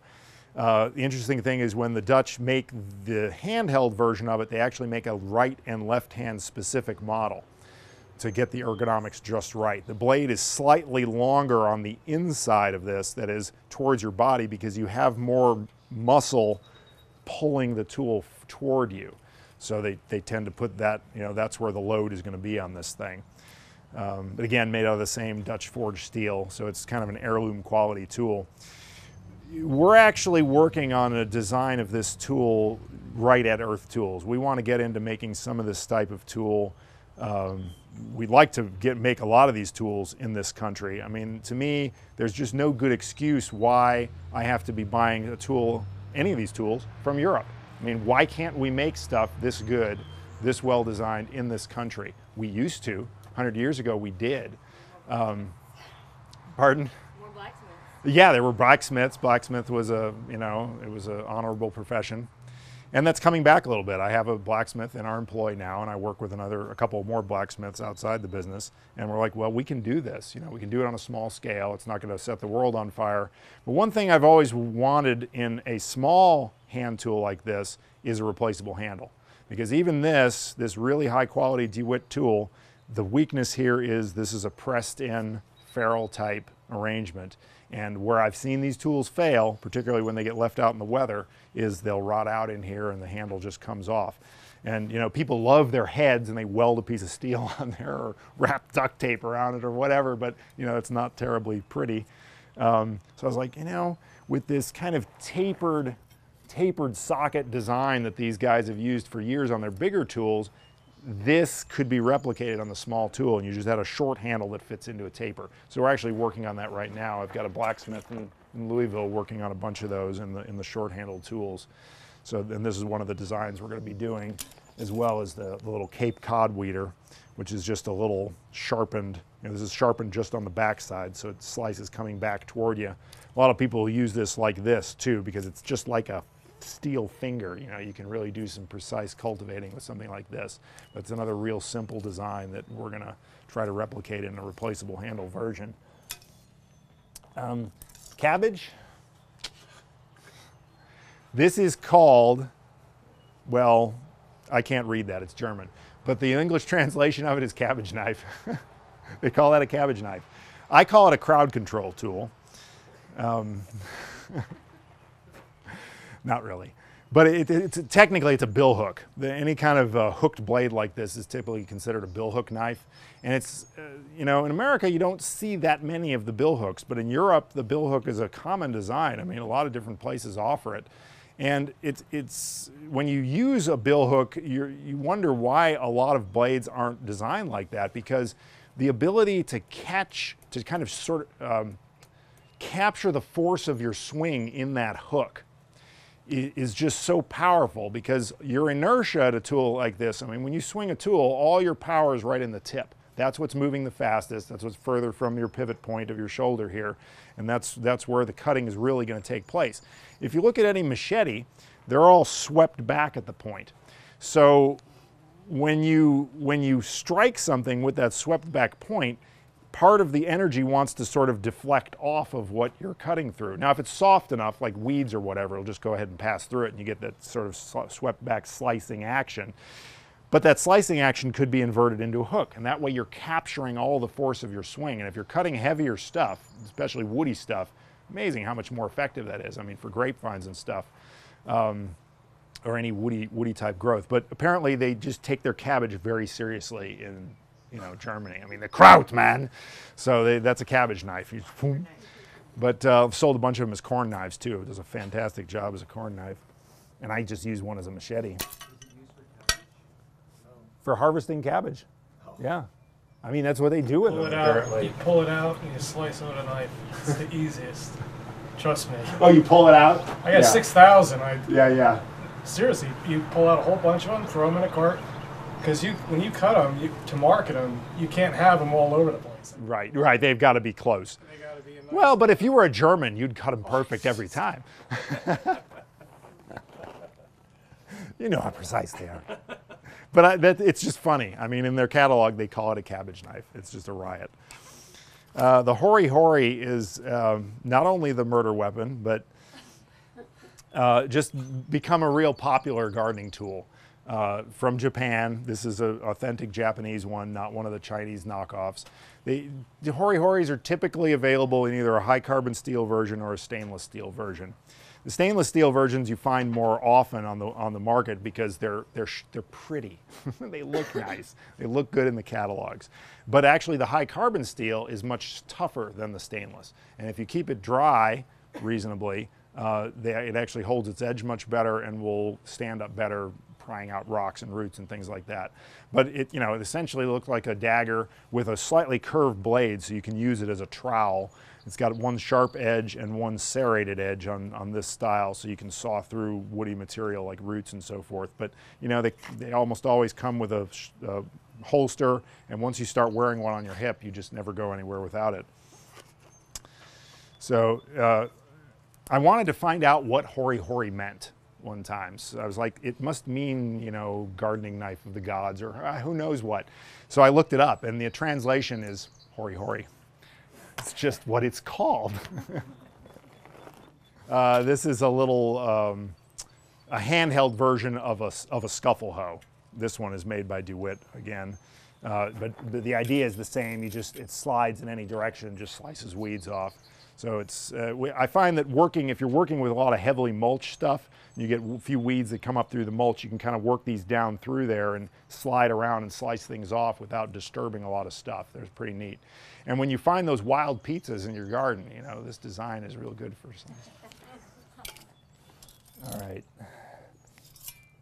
The sickle is a tool that you really have a hard time finding in America anymore. But, you know, 50 years ago at a farm store, you would find a lot of sickles, or maybe longer ago than that. This is an Italian sickle, but, you know, the Germans make them, the Swiss make them, the Austrians make them. A lot of European countries still produce sickles. And this, you know, a good sickle is worth its weight in gold, I tell you what. I mean, if you're doing just trimming around like our permanent raised beds in our garden, you know, you can get out there with the weed eater, which is loud and messy, or you can get out there with this thing. And you can get really good, even at sliding right up against a wooden enclosure on a raised bed and just slicing those weeds off. And it really, if it's sharpened right, I mean, it doesn't take much effort to do a lot of work with one of these things. And there's two basic styles of sickles. This is a smooth bladed sickle. And I didn't grab one, but I should have. They also make a serrated blade sickle. The serrated blade ones tend to be a little shorter and have little serrations to the blade, so it's actually a jagged cut. And the difference between the two can essentially be summed up as if you're cutting the material and just letting it fall, the smooth sickle is what you want. The material just flows off the blade. You're sliding the thing with some force and just letting the stuff fall to the ground. If you're harvesting material, that is, if you're holding the material that you're cutting, then you want the serrated sickle. And the motion is different. You don't swing a serrated sickle like this. You kind of hook the material and pull it this way, and it just slices it that way on the blade. The blade, this one is more curved this way. It's kind of deeper this way than it is long, almost. The serrated sickles are usually the opposite. They're usually very shallow curve. And so you're wanting that slicing action to occur this way rather than this way. And let it also be said that a sickle, a smooth-bladed sickle, just like a scythe, is essentially cutting with this material, with this blade material right here. It's the tip that's doing the work on these things. And, you know, when I was a kid and using one of these at Dad's farm to chop weeds with, I always was under the impression that, you know, this was all cutting surface, and it is all sharpened. It all can cut, but your maximum efficiency happens out here. 90% of your cutting should be happening right here. This just makes you think that you've got something that you don't. And in fact, some of the old designs of handheld sickles just had like a steel post coming all the way out to here, and then they had what looked like a little scythe blade right here. And some of you have probably seen those. And actually the Germans still offer one like that. And that's actually almost a better design because it doesn't lead you to believe that you would do any cutting here in this part of the blade. The thing is, you're slicing through the material, you want that slicing action to be doing the work. That is, the blade should be moving across that material. The maximum surface area of blade should be moving across the material to minimize the effort of cut. The more blade that's doing the cut, the less work it is to move that blade across there, okay? This principle goes along with cutting a loaf of bread, okay? You take a loaf of bread and you take a knife, and if you push it down through the bread this way, what happens? It just kind of smashes the bread. So if you want to reduce the effort of the cut and preserve the integrity of the bread, you go like this. You saw it back and forth. Well, okay, so I'm taking this, I could just take 6 inches of the blade and force it down through the bread, or I could take 12 inches, 12 inches, 12 inches. Okay, I cut it with 36 inches of blade when you add it all up, all those sawing motions, but it went down easily and it didn't smash the loaf of bread. It's the same kind of thing here. You don't want to just cut a stem of grass right here, which that's hacking the grass off. You want to slice it just like that. It's the same concept. The more surface area of cut is doing the cut, the less effort goes into it. So, and when you get good at using a sickle, you know, you're only moving into it, or a scythe, if you're using a scythe, you know, which is a two-handed longer thing, you're only cutting about 1 or 2 inches of material with each stroke. That's all. And it's real easy when you do it that way. I mean, I've seen people use a scythe and they're like, oh, I got an 18-inch scythe. I can cut 18 inches at a time. Guess what? In about 5 minutes, they're ready for a break because they're just working themselves to death. But if you get into that Zen thing of kind of just taking a little bit at a time, just a little bit at a time, it's a minimal effort, and it's just, you know, it's almost no effort at all, really, if the scythe is sharp. And scythe sharpening is something that I could spend a whole class on, so I'm not even going to get into that. Yeah, so that's a dibber. You know what a dibber is?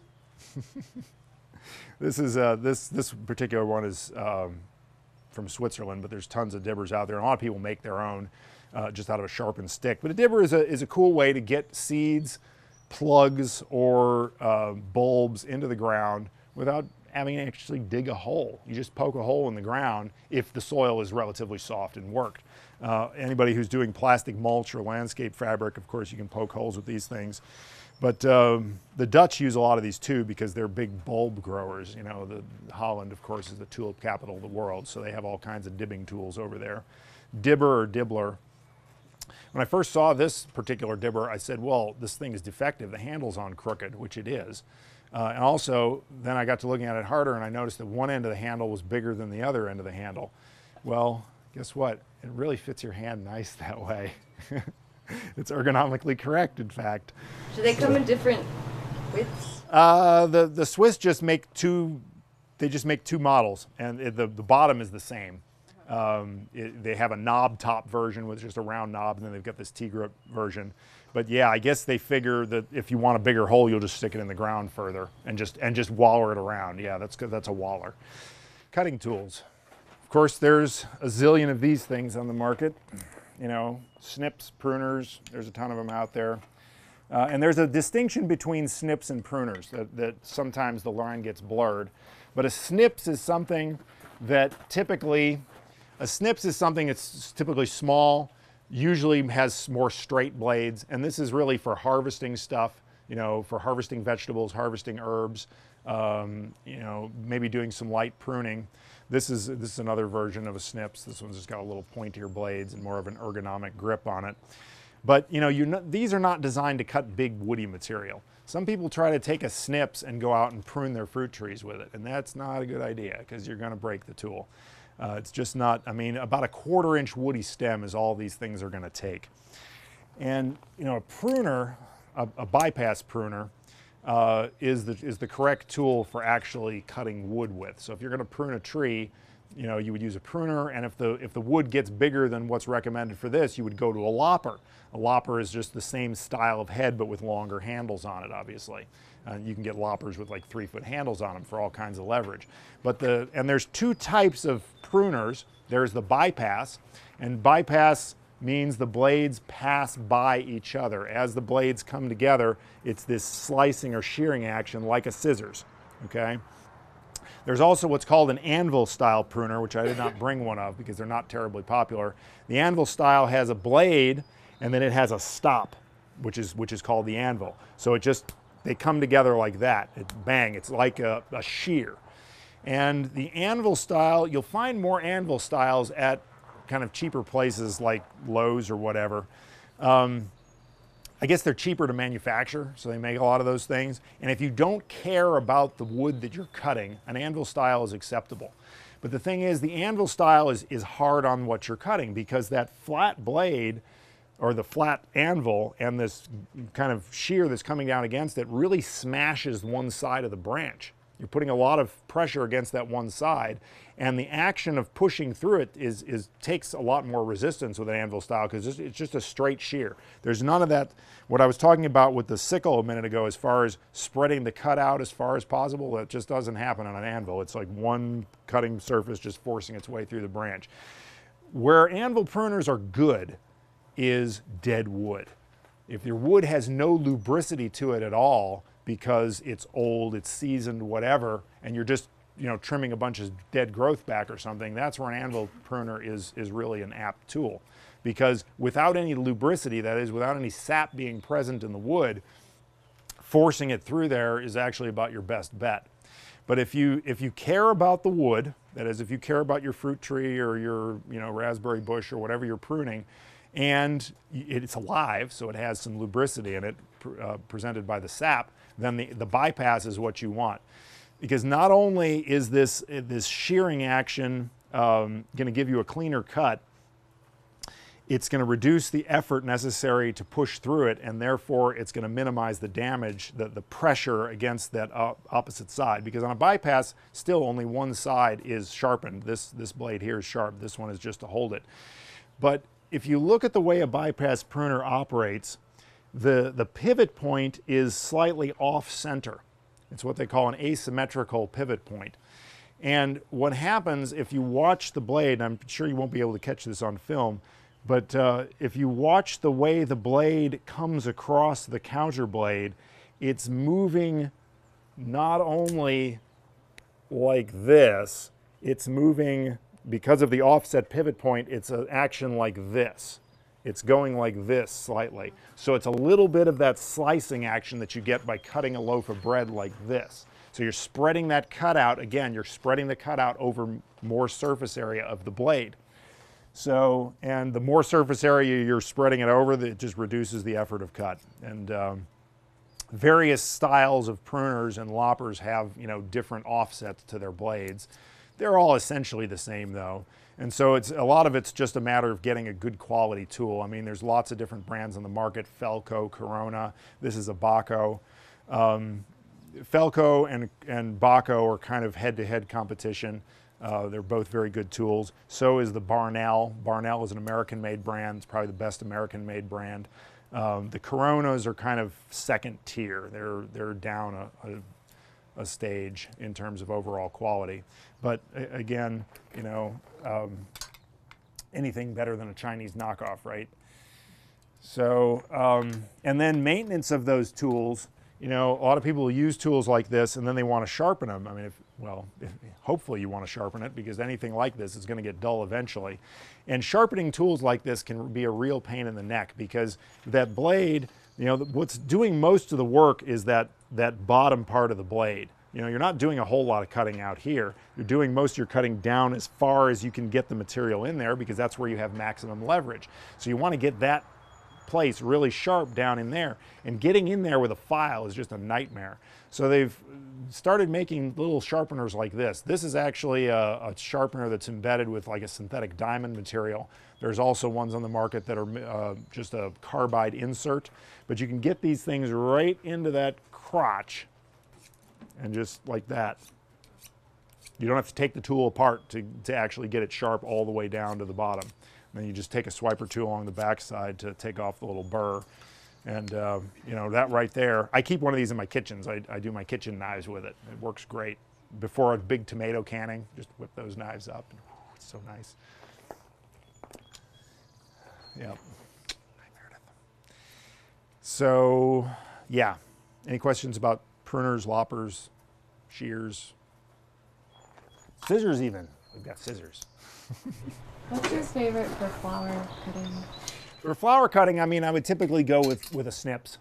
Yeah, I mean, a lot of people will just use a good scissors too. There's various scissors on the market. This is a high carbon steel scissors by Barnell with replaceable blades, so it's just a really high quality thing. But when you get into your flowers, it's nice to have something with a little more power, because you can get some pretty woody stems on some of those things. And a scissors, I mean, you can see the difference in the pivot point to the tip of the blades. And of course, the further you get on the handle end from the pivot point, the more leverage you've got. So something like this really maximizes your power. And on this particular model, one of these blades is actually serrated.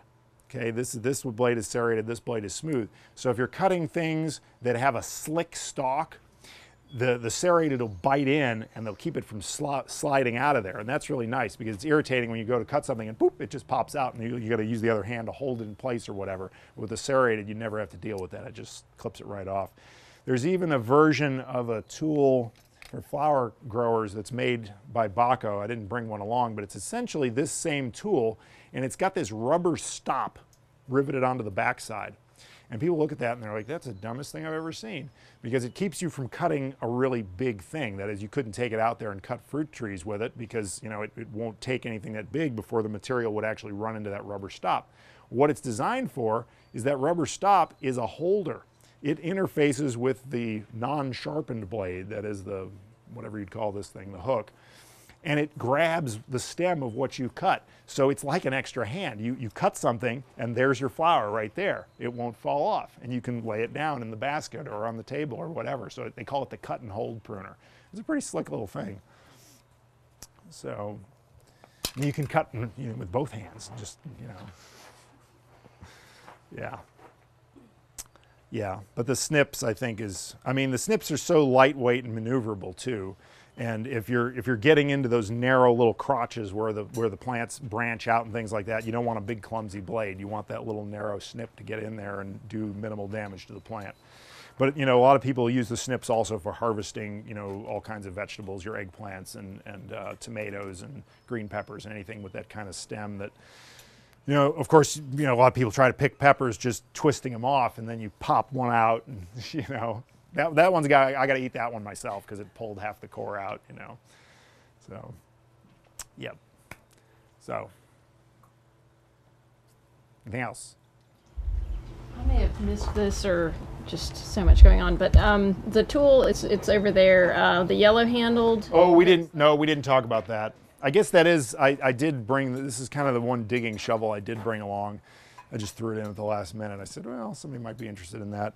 This is the one tool we carry that has a fiberglass handle, because that's the only way this company makes it. But this is made by a company in Connecticut, actually. It's an American company. They call it the Spearhead Spade. And I thought it was unique, and we became a dealer for them, because there's a lot of people doing gardening, particularly flower gardening, and kind of, that more ornamental stuff, that are planting like 1 gallon size plants. They don't need to dig big holes in the ground, but you need to dig a hole in the ground to get the thing in there. So you're moving a relatively minimal amount of soil, so you don't want a super wide shovel, And a lot of those narrow shovels on the market have a really narrow step. So, if narrow blade, narrow step on the top, and then you put your foot on it and your foot just wants to roll off the step, particularly if you're not in combat boots, if you're out there gardening in your sandals or whatever, they're just irritating. So this company, employed laser cutting technology, which is like the rage now, to cut the steel in such a shape that, hey, it works. You can get a nice big step with a relatively narrow blade. They actually have a lifetime guarantee on their tools. They temper the blades. They use a, oh God, I can't remember what they called this stuff. It's like a bonded fiberglass that they're using for the handle, so that even if you leave it out in the sun, it won't start to flake like a lot of fiberglass handles were, and get your hands full of fiberglass. So they've done a good job with these things. They have both a short kind of D-handled version, and they have a longer straight-handled version. But they're comfortable, light, strong, American-made, and a good digging tool for the right task. Yep, that's what that one's all about. You mentioned linseed oil on the handles. Yeah, tool maintenance. So that's, if you got a wood handle, linseed oil, it's the best thing in the world for them. You can use other types of oils. Tung oil works as well. I don't know where they get tung oil from, and I don't think I want to know. But you can also use olive oil, but man, it just gets sticky and nasty.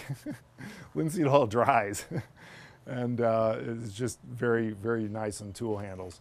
So, my kind of yearly maintenance on the tools is to linseed oil the handles, brush all the dirt off the heads, and linseed oil the heads typically. I mean, if it's not a painted head, I'm going to linseed oil the thing. It doesn't do any harm to them, of course, and it just repels the moisture. If you leave a tool outside and it gets all rusty, of course you can take that off with steel wool or a wire brush or something like that, and kind of inhibit the rust, get the thing covered with linseed oil. And sharpening, usually for sharpening tools, I'm going to move over here and grab my file. just a flat file will do wonders in terms of sharpening tools. This is my preferred tool. You can use a grinder on tools, but you know, it's very easy to overheat the blade of the tool with a grinder if you get carried away. It's also kind of awkward getting a tool like this up to a grinder. Of course, there are little handheld grinders that you can use, like 4-inch angle grinders and Dremel tools and things like that. But again, you just have to, if you're going to use a grinder, you just have to watch that you don't overheat the blade. If the metal starts to turn blue, you kind of ruin the temper. So you got to back off and kind of just lightly grind that blue out of there to get back to the good steel. But a file is nice and forgiving and actually leaves a better edge on the tool. So virtually all tools you would want to sharpen on the edge that's away from the ground. That is, I wouldn't do much sharpening on the bottom side. I'd do my sharpening on the top side.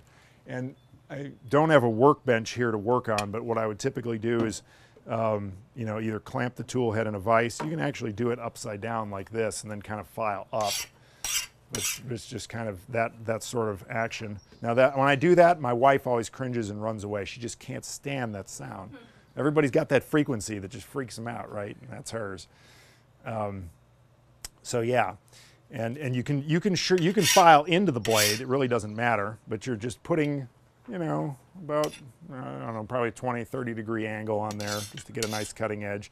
You don't want to make it, if you make it too blunt, you're not going to have much of an edge. And if you lay it down too flat, it's just going to be too fine of an angle. The angle is going to be too pointy and it'll dull too quickly. So you want about a 30 degree, typically 20 to 30 degrees, somewhere in there. And then I'll usually, you know, after sharpening one side, I'll just hit the back side of the tool just enough to take the burr off. And when I sharpen these, I wish I had some kind of a thing to rest it on here. But I want to point out that you're not just filing in one spot. You really want to kind of avoid that, because if you file in one spot too much, you're just going to have a notch in the tool there. That is a kind of a square-shouldered notch. You want your forward thrust of the file to be integrated into a sideways movement. So it's like this. You're kind of traveling down the blade as you're filing. That spreads it out nicely, and you don't get any of that notching of the blade. And then same thing on the back side. This file is about shot. But you know, a file is something you can buy at any hardware store. I mean, they're not hard to find. It's a bad word.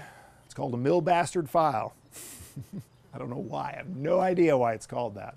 I'm sure there's some history there, but it's a mill bastard file. And it just has something to do with the way it's cut. Yeah, but it does great. The DeWitt tools are particularly a little challenging to sharpen. And you can hear by the sound of that, anybody who's worked with metal will know that I'm not taking a lot of material off right now because this steel is tough. That Rockwell 60 is, you know, a file is only about 65 Rockwell, so it's not that much harder. So it's working hard to take this stuff off of here, because this file is a little dull too, but yeah. The SHW tools, that is these German tools, tend to be a little softer. They're more like a Rockwell 55. And that's actually good for a tool that you're entering the ground with some force, because if you swing this thing at a pretty good clip and you hit a rock, and if that blade was too hard, it would just crack, right? So you may notch the blade a little bit, but it's amazing how well they hold up. I mean, I've hit plenty of limestone rocks with one of these things, and often you'll look at the blade and there'll be this white dust on the blade, but the blade's not notched. You know, I niched the rock. Yeah. Yep. Yep. That's it. And change the oil and the wiper fluid in your tools. Right, okay. There's a question back here. Yes. I volunteered on a farm where the lady swore by sharpening all her tools with stones. Is there any benefit to the metal versus the stone, or is there a time you'd use one over the other? The stones are going to give you a finer edge in general. They're also going to remove the metal slower. That is, it takes longer to sharpen it with a stone. Now, of course, if you're using a stone on a grinding wheel, that's stone, and it's really fast because it's turning at zillions of RPMs. But if you're actually using a sharpening stone to sharpen the tools, I just don't have that kind of time. And also, when I'm putting my tool in the ground, I mean, I'm always up against abrasives in the soil. So that really fine honed edge that you would get with a stone is going to go away in 15 minutes by using a hoe in the ground anyway. Now, if I'm out here using a scythe, okay, you shouldn't be scything in the dirt. I mean, if you are, there's something wrong with your technique. You should be cutting above the ground. So on a scythe, a stone is important, and that's what you want to use on a scythe is a whetstone, a sharpening stone essentially. So, you know, and a sickle would be the same thing. Any kind of tool that you're using above ground, if you really want the honed edge on it, and this is why I wouldn't use a file on something like this, you know, that sharpening stone, the sharpening tool that I used is consistent with the grit you would get of a stone. So it's essentially like using a stone. And you could use a sharpening stone on a pruner. Lots of people do that, but you got to take the pruner apart to do it because there's no stone that'll fit back in that little crotch. So yeah, but I just wouldn't take the time to use a stone on a hoe. It's just not time efficient in my way of thinking. And I don't need that fine an edge. It's just not practical. So, yep. Anything else? What does linseed oil do for the metal part? It's just, you know, it's going to bond to it and just serve as a coating to displace moisture. I mean, eventually it's going to wear off the metal part of the part that's in the ground anyway. You know, if you got like this metal socket here, that's not going to go in the ground. So covering that with linseed oil just helps repel moisture there. But if you know, even on the part that goes in the ground, you know, when I do my yearly maintenance, I go ahead and wire brush that off to get all the dirt off of it and then just coat it. And it's just like an extra layer of protection.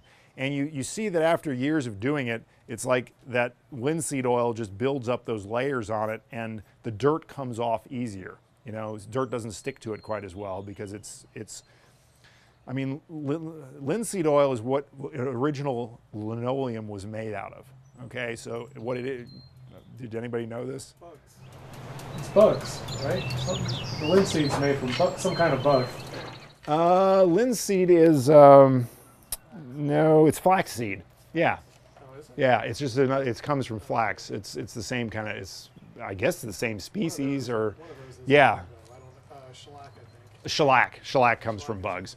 Yes. But anyway, yeah, the linseed oil was the product used for the original linoleum. This is back in the 1920s or 30s or whenever linoleum was made. And basically you just put down a layer of linseed oil, let it dry, put down another layer of linseed oil and let it dry. And soon you've got a film, as it were, that's a 1/4 inch or 1/8 of an inch thick or however thick you're.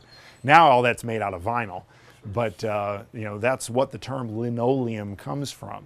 So, and if you build up a layer of dry linseed oil on a metal product like that, it's eventually just going to become kind of a barrier between the metal and, you know, the products like water that would eventually corrode or rust it.